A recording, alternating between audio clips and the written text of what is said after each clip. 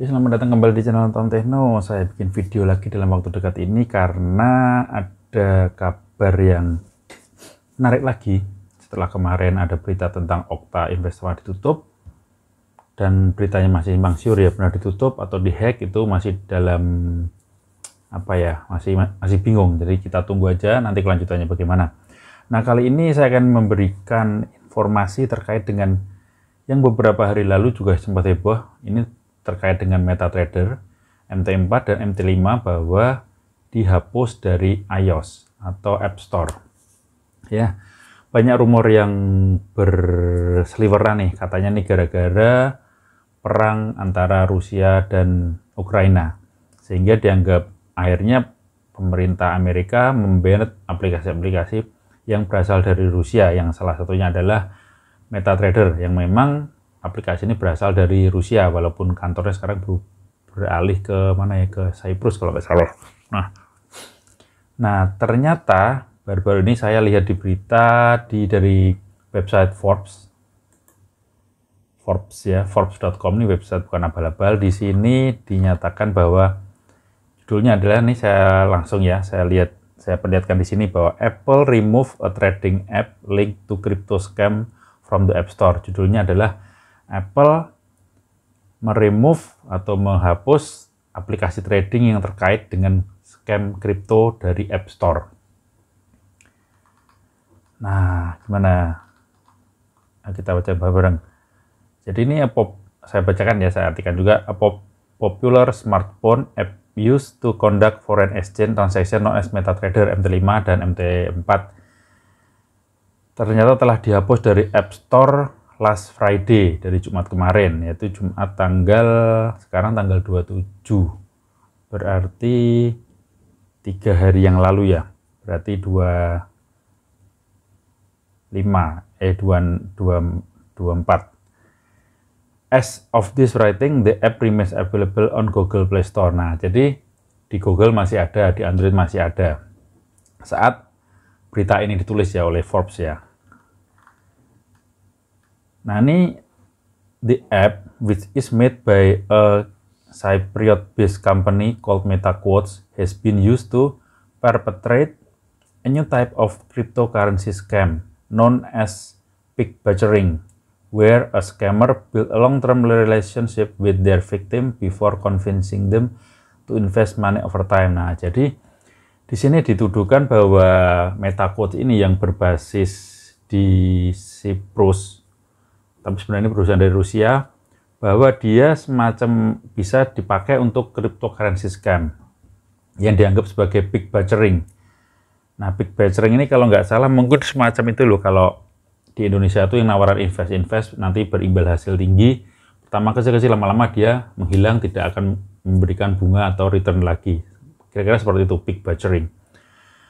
Jadi di sini where scammer build a long-term relationship. Nah, jadi membangun relationship dengan deposit kecil dulu, nanti dapat dikembalikan profitnya berkali-kali sampai akhirnya dia akan menginvestkan yang lebih besar lagi dalam waktu yang lama.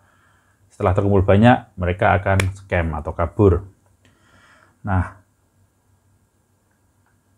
terus a key element of the scam is used to bogus cryptocurrency apps and website. Bla bla bla, ini nggak usah baca dulu. Nah, ini Apple's ban of MetaTrader comes 2 weeks after Forbes profiled one California-based scam victim. Nah, jadi ini cerita sebelumnya ya. Jadi sebelum di-ban itu 2 minggu sebelumnya itu Forbes memprofil atau mendeteksi ada korban dari scam di California yang loss over $1 million atau $1 juta tahun kemarin. The victim known as CY, namanya CY, made all of his purpose trade on the MetaTrader app. Jadi dia trading dengan MetaTrader, which show him fictitious return. Jadi ya ini mungkin kayak robot-robot trading yang abal-abal kemarin ya. Jadi memang pakai MetaTrader. Terus jadi kelihatan profit. Ternyata MetaTrader-nya itu diakali oleh brokernya. Nah, kira-kira seperti itu. At the time, Apple spokesperson Adam Dema said the company was investigating MetaTrader and was looking into additional action to protect App Store user if necessary. Nah, ini Adam Dema, wakil dari Apple, sedang menginvestigasi MetaTrader yang di App Store dan berusaha melindungi pengguna-pengguna App Store. Sampai sekarang MetaQuote did not respond to Forbes request for comment. Jadi sampai sekarang MetaQuote ini belum memberikan respon dari komen dari Forbes ini. Daniel Del Nero, an Atlanta-based attorney with Square Patent Box, who informed Forbes late Sunday evening that his firm is now representing at MetaQuote. Nah, jadi Daniel Del Nero ini adalah pengacaranya yang mewakili MetaQuote, juga belum merespon request dari Forbes tentang masalah ini. Jadi company ini maksudnya the company, maksudnya MetaQuote ini tidak merespon dari email-email yang dikirimkan dari Forbes. Nah, ini kenapa ya? Kenapa MetaQuote ini tidak segera ini mirip kayak ini loh, kayak broker kota kemarin loh. Jadi nggak jelas gitu loh, nggak ada klarifikasi dan lain sebagainya. Tapi ini perkara lebih gede lagi. Gede lagi nih dunia ya. Jadi kebanyakan orang pakainya MetaTrader juga kan. Terus neither Apple nor Google respond to request for comment. Jadi Apple dan Google masih menunggu komen-komennya juga. Nah, di sini existing install of MetaTrader on iOS device continue to function. Jadi yang sudah diinstal itu masih berjalan. Kecuali yang belum menginstal tapi mau menginstal itu di App Store-nya sudah tidak ada.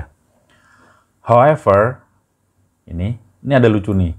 There are some report on Twitter of user claiming to sell iPhone with the app pre-installed for $15,000 in one case.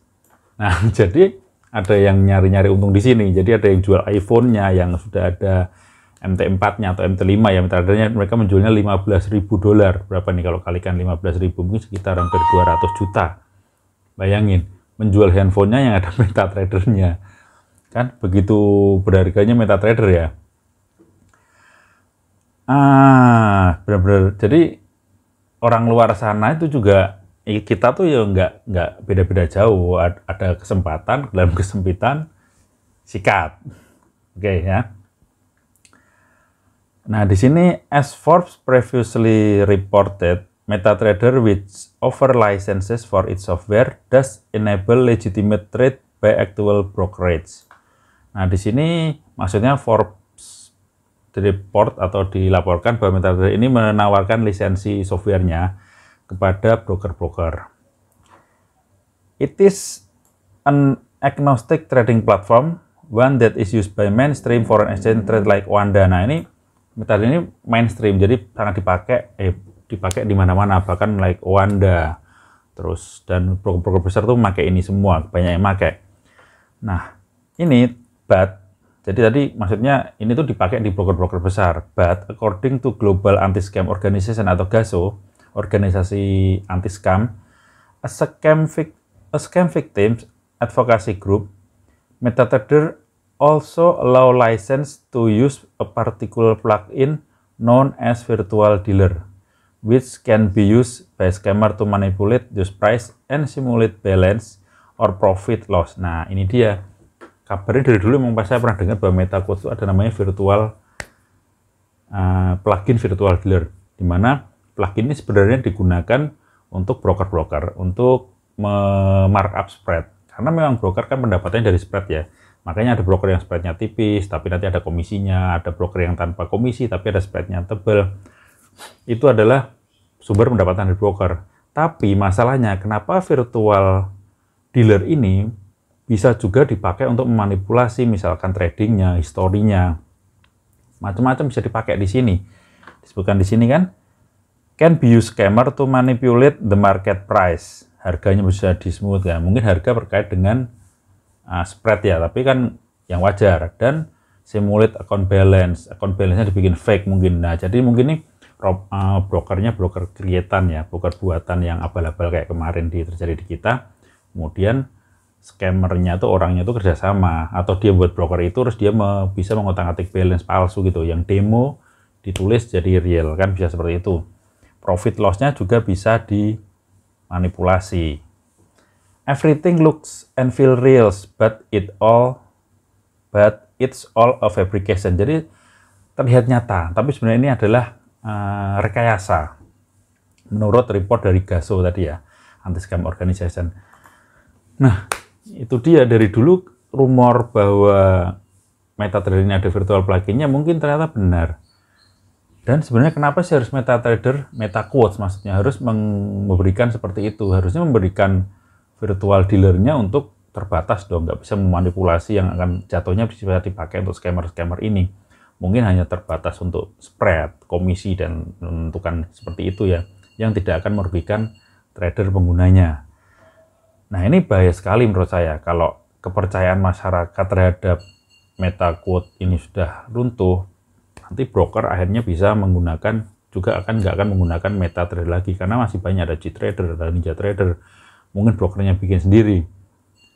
Nah, ini ya kalau buat saya terus terang, saya nggak suka berita ini, karena saya ya susah payah belajar bikin robot ya, belajar bahasa MQL 4 dengan MetaQuotes-nya ini, MetaTrader, nanti bakal nggak kepake kalau menggunakan yang lain.